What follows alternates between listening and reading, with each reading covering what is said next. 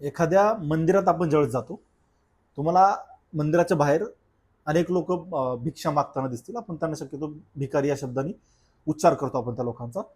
ते भिक्षा मागताना किंवा अन्न मागताना दिसतील.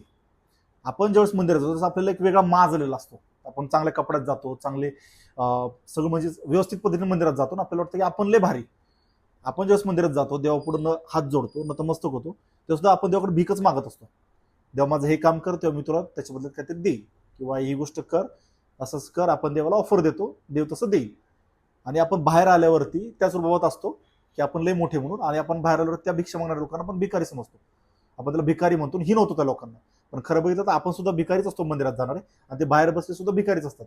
ते फक्त बाहेरच्या भिकाऱ्याकडे भीक मागतात, आणि ते आपण देवातल्या म्हणजे जे मंदिरामध्ये असतात त्या देवाकडे आपण जो भीक मागतो.